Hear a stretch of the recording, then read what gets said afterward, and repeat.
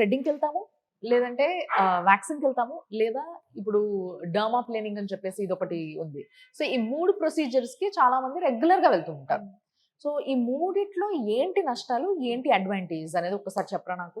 So ఇనీషియల్‌గా మనకి ఒకప్పుడు వాక్సింగ్, థ్రెడ్డింగ్ ఇవే ఉండేవి. ఇప్పుడు లేజర్స్ వచ్చాయి. బట్ ఇప్పటికి కూడా వాక్సింగ్, థ్రెడ్డింగ్ అన్న ప్రాక్టీస్ అనేది ఉంది. సో తప్పు లేదు అందులో.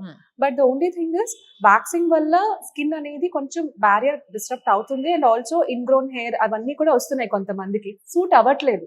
అండ్ ఇంకోటి ఏంటి అంటే స్కిన్ పింపుల్స్ రావడం, యాక్నే రావడం, డామేజ్ అవ్వడం ఇదంతా కూడా ఉంది థ్రెడ్డింగ్, వాక్సింగ్ వల్ల కూడా. అండ్ డర్మా ప్లేనింగ్ కూడా జాగ్రత్తగా చేసుకోవాల్సి వస్తుంది అండర్ ప్రొఫెషనల్ కేర్.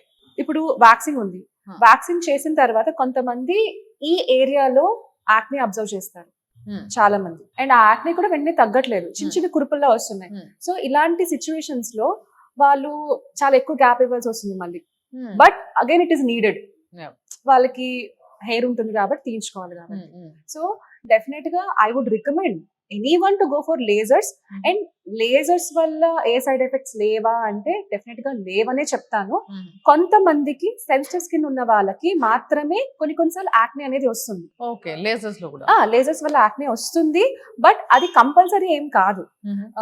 ప్రెప్ చేయాలి మనం. ఒక లేజర్ సెషన్ ముందు ఒక పేషెంట్ ని మనం ప్రిపేర్ చేసుకోవాల్సి వస్తుంది. ఓకే, అంటే హైడ్రేటెడ్ ఉండాలి, మాయిశ్చరైజేషన్, సన్ స్క్రీన్ అన్ని అప్లై చేసుకోవాలి.